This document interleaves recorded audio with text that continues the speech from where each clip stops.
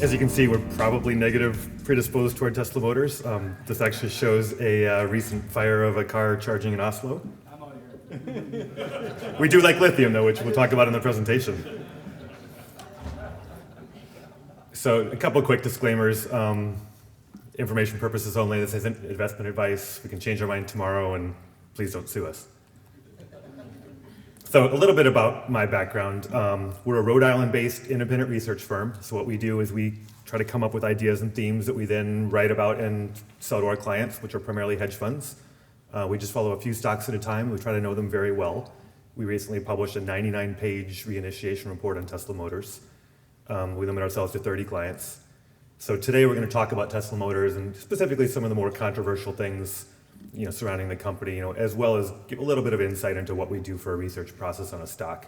So we're going to talk about the management's credibility, environmental aspects, subsidies, Tesla's Gigafactory, which is their large lithium-ion battery plant, the Model S and X orders backlog, and some of the financials and unit economics.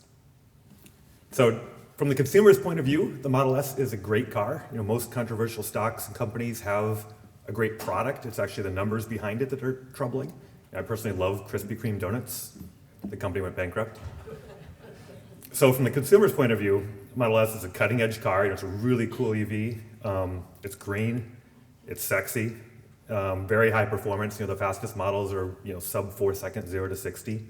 It's been billed as the safest car in America by Tesla, and it's just plain cool. People stop and take pictures and want to ride in one. It's a really cool product. From a stock analyst point of view, however, so the bullish analyst will tell you they're production constrained, so they have more orders than they can possibly deliver. They have industry-leading 25% gross margins. They're profitable on a non-GAAP basis, so if you kind of move some numbers around, they'll tell you they make money. They have a sustainable cost advantage, and they'll do 500,000 deliveries in 2020, up from 50,000 deliveries last year. A bearish analyst will tell you they have zero credibility, an unreliable product, aggressive accounting, I'd probably use a stronger word, but heavily subsidized, and they lose thousands of dollars on every car. So if we quickly look at Tesla's current products, on the upper left you see a picture of the Model S. It's generally a 70 to 140,000 US dollar car, averages around 92. It's got, as you see on the right, a massive 17-inch touchscreen, which other automakers have been hesitant to put in for liability reasons. They introduced the autopilot, which is basically their self-driving highway mode where the car can follow the lane for you and set the cruise control and follow cars, kind of drive itself on the highway. Again, before most states even allowed it to happen. They have auto-extending handles and touch door handles, and to date they've done about 107,000 deliveries, again, 50,000 last year. Their newest product they introduced September 29th last year. It's the Model X SUV. The initial model came out at 137,000, which was a pretty negative surprise. Investors had thought, and buyers had thought it'd be about a $90,000 car. They are promising, so the next model is now being priced at about 112,000 US, with a pretty good set of options. It's got a lot of the same features of the Model S, except it also has gull-wing doors, those electromechanical doors that open themselves and looks really cool, and autopilot, and then a windshield that actually extends up above the driver's head to kind of compensate for the lack of sunroof because of the Falcon Wing doors. So they shipped just over 200 of them in the fourth quarter, and we think they're about at 2,000 total deliveries today. And then the power side of the business, so given their expertise and seeing the amount of market demand and utility demand, they've got into the power business as well. They're producing a lithium-ion battery, over 200-pound battery that goes in the wall, really aggressively priced around $3,500 or $3,000, but Solar City, by the time you actually install it, include the inverter and everything, it's about $7,000. So it turns out Tesla wasn't actually as cost competitive as they thought, but that was their entry into what's a really rapidly growing market. So one of the first things that we're just going to discuss is whether or not Tesla's management team is credible. And so if you believe they are, you probably want this, and this, and this, and this. So it takes about 4 or 5 beers to think about Tesla being credible. So one of the first things we do when we're looking at a company, and whether it's me or one of my analysts, tell them, go back, look at the last few years, what did the management guide, what happened? There's some things, whether it's permits or energy prices or commodity prices, It's outside of the company's control. We don't fault management for having as bad a guidance as everybody else on that. But other things, are under their control. In terms of raising capital, which is clearly under Tesla's control, there have been multiple instances, two of the most egregious in this slide, where in 2013 they promised that we don't have any plans to raise capital right now. We spent no time on that at all. 7 days later, they raised $230 million in equity and $450 million convert. They did the same thing again in August. The CFO implied on a conference call that they're comfortable with their cash levels, I'll put it that way. 9 days later, they did an equity offering that was upsized to $785 million. They've done similar things on production, so they've guided Roadster production. The timetables have been delayed. They originally said they'd build 650 Roadsters in 2008. They built 140. The bottom bullet point, they've actually missed every year's deliveries except for 2013 in terms of their initial guidance. And the bottom slide shows that the Model X, which we showed a couple slides previously, is originally supposed to come out at the end of 2014. It came out in late 2015. And at the time, in late 2013, they said that they're on the final brushstrokes of the design, and they actually ended up completely revamping the front end and making major changes in mid-2015. And then lastly, on the delivery guidance, they've made some arguably ridiculous financial statements. So the first one in May 2010, they said that they weren't profitable because they had Model X expenses. They were developing the vehicle. They did $20 million of revenue, almost $4 million of gross profit, but then had $16 million of SG&A.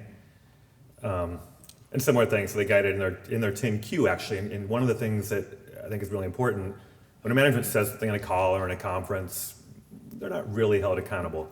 If you put something in an SEC or a government filing, that's actually important. It's on the record. It's been reviewed by lawyers, and so they had guided in early 2015 that they were going to hit a 30% gross margin and deliver cars at 100,000 vehicle annual rate at the end of 14.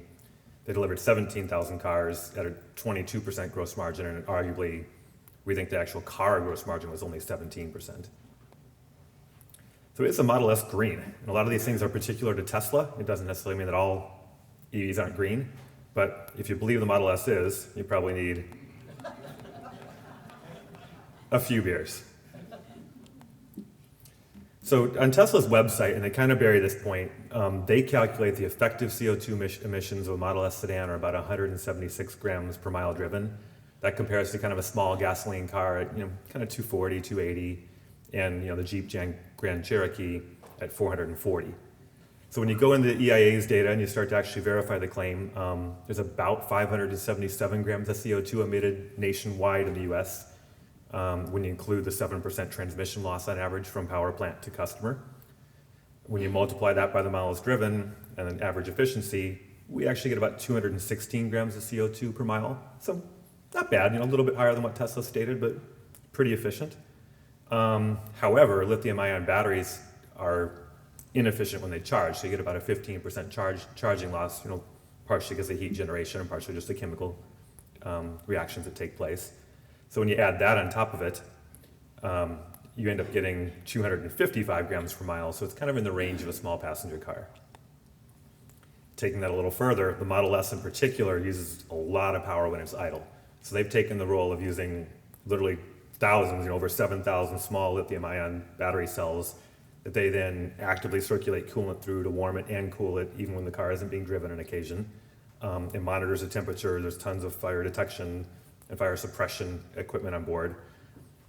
Those total units of consumption of that monitoring and temperature, compensation systems, it's about 3.5 kilowatt hours a day, more than a small refrigerator. When you divide that out over miles driven, that adds another 61 grams per mile for your effective CO2 emissions. That gets us up to 316 grams. And then the construction of lithium-ion batteries themselves is very energy intensive, CO2 intensive, over 100,000 mile battery life. That adds another 153 grams per mile of effective CO2 emissions. And we're not even including things like the car actually weighs over 4,000 pounds. It's got aluminum fenders, so it's a very energy intensive car to build. So we think the total effective emissions are about 469 grams a mile, which if you go back to our Jeep Grand Cherokee is actually more than that. So it's 443 for the Grand Cherokee. Other emissions matter. So nitrogen oxides have received a lot of publicity with the Volkswagen scandal.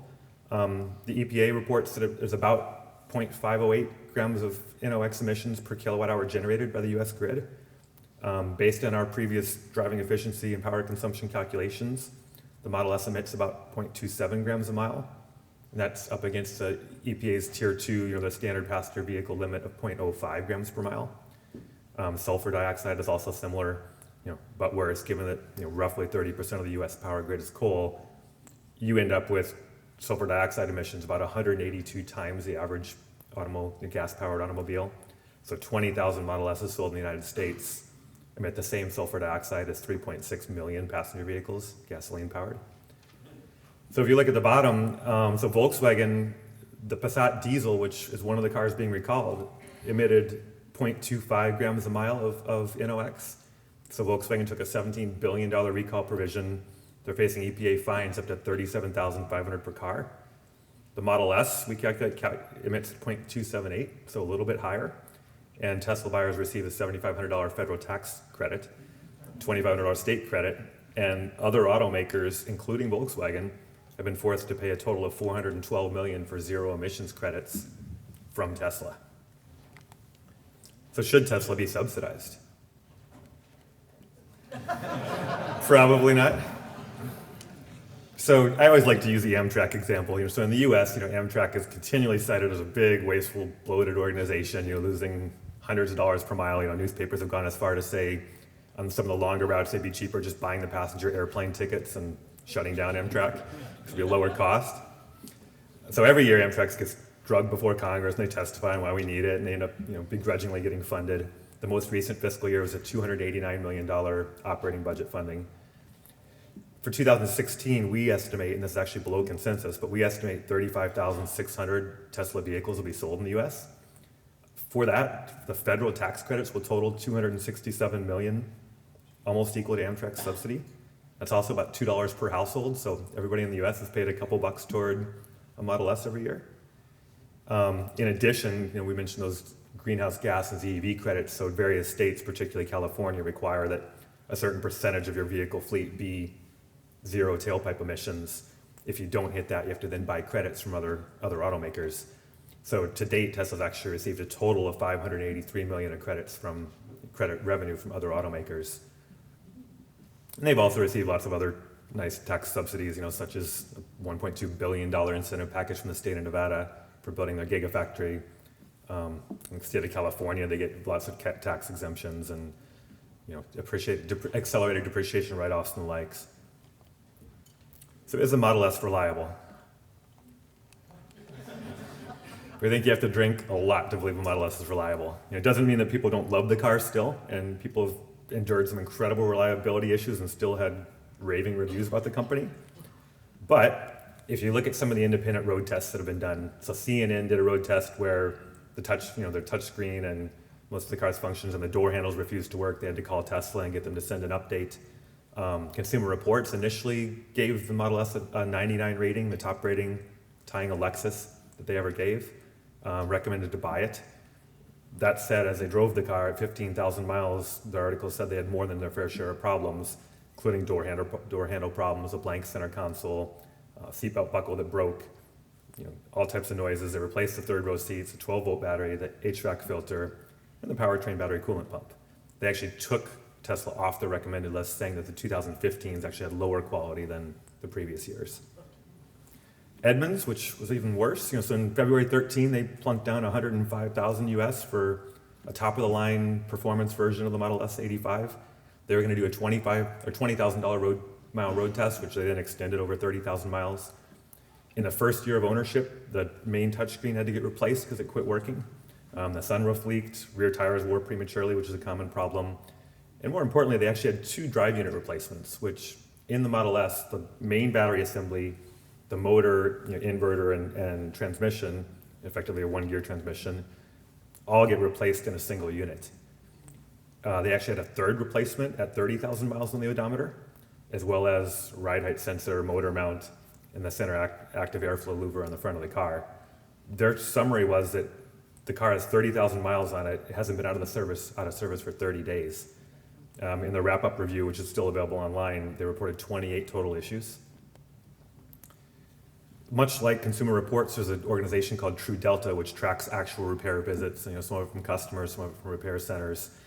They show here the ranking of US automakers available, with models available in the US. So the brackets beside the name is how many cars available by that automaker. So Tesla shows 2 cars available. They actually rank it the least reliable car in America. And then Plug-in America, which is an interesting group. It's actually a pro-EV group. It's transformed into a California nonprofit. It's actually quite a large organization now where EV owners basically submit data, repair data, efficiency data, and kind of general forum and community about all their respective EVs. So it's not just a Tesla forum, it's for all plug-in vehicles, with the idea that by sharing their experiences and learning, they can also help promote electric cars and collect some really cool data. They show in their data set, much like we've seen in Tesla forums, a lot of drive unit replacements. So when we were looking through the forums, and one of the things we do is we go through forums, not to get anecdotal information, we try to gather hard data out of forums. It's really time intensive, but with the right effort, sometimes you can get some really cool conclusions. So we found between 30 and 40% of Model S owners have had a drive unit replacement. Based on the Plug-in America data, 77% of cars over 50,000 miles have had a drive unit replacement, and 13 out of 14 in their data set with over 65,000 miles have had 1 or more drive unit replacements. And we categorize their data, we break it out by year and mileage. So the way you read this, at 25,000 miles, 27% of the 12s have had a drive unit, 23% of the 2013s, and 23% of the 2014s. The 15s are still too new to have that many cars in the data set, over 25,000 miles. But there is a large number over 10,000 miles now, which so far look to be moving in track with previous years. So the Gigafactory, which is Tesla's lithium-ion battery production center, is that an unprecedented factory? Probably not. So EV critics pointed out a couple years ago that Tesla's plan to sell 500,000 EVs in 2020 would actually require more than 100% of 2013's lithium-ion battery output for cells, the types used in laptops, power electronics. And this is actually one of the interesting things about the lithium market. While we're Tesla skeptics, if you look at global lithium vehicle deliveries, they will grow by more than 500,000 units between now and 2020. That growth will exceed everything put into consumer electronics today. So we are actually very positive lithium and positive lithium demand. We've actually seen some recent pricing quotes that lithium's trading at 13,000 a ton in China. So this is what Tesla promised. It's a massive gigafactory, largest building in the world, $5 billion production center. And then there were a couple little news articles, the union that was actually working on it said the project was cut back 80%. Elon Musk, CEO of Tesla, said that it was a test project. So this is a recent drone photo of what's being built. A little bit smaller. So are they production constrained? So one of the main bull cases is they have more orders they can deliver today. They just get to produce whatever they want. There's no worry about backlog. That's even a little harder to believe. So it's a busy slide, but so what we do is we basically go through forums, we find online posts and groups like Plug-in America where people have ordered their car. And in the good old days, 2 years ago, Tesla used to provide sequential production numbers. So if I ordered a Model S, I might get production number 13,001. Keith orders 2 of them, he gets 13,002 and 3, and so on. So it's really easy to track orders. They've since muddied the water. They do non-sequential numbers. They skip thousands at a time. They do whatever they can to hide it, which to me is a very good sign. They don't want you to know something. So when we go through their data, we suggest that they've actually been burning down backlog, and we think they only got about a 2,000 vehicle Model S backlog. Putting that graphically, which is a much more fun way to look at it, this table shows the red vertical bars are basically individual order clusters, and the height basically represents the number of days from the time you order your Model S to the time it's delivered. Because one thing we do know with certainty, or relative certainty, is how many Model S's are being produced each week. So if they produce 13,000 in a 13-week quarter, it's 1,000 a week. They frequently do conferences and trade shows and presentations where they talk about the current weekly production rate. So we can track that pretty well. You can see in the order clusters, so right around the middle of the chart was mid-2014 when they introduced their all-wheel drive and autopilot. More recently, production's been flattered and orders have been flattered by a low-price Model S 70, so a smaller battery, but a really aggressive $70,000 price point. And the black line shows just how many days on average between order and the start of production, which has been hovering at kind of 10, 20, 25 days recently. So with current production rates for the Model S, around 1,000 cars per week, that indicates a couple, 3,000 cars in backlog. With the Model X, they still provide sequential reservation numbers, so we know, up until September 30th anyway, so we know on a hard and fast basis that they had about 31,000 orders. They quit giving order guidance and quit giving sequential reservation numbers, so they're intentionally trying to muddy the waters now that they're in production. The other thing, so a company, generally a company with more demand than supply, raises prices and does things like cuts back on SG&A. Tesla's kind of done the opposite. So if you look in Canada in particular, you guys get a pretty good deal. The US dollar price of a Model S has gone from 99,000 on the far right in late 2013 for a fully loaded cost car to 84,000 today.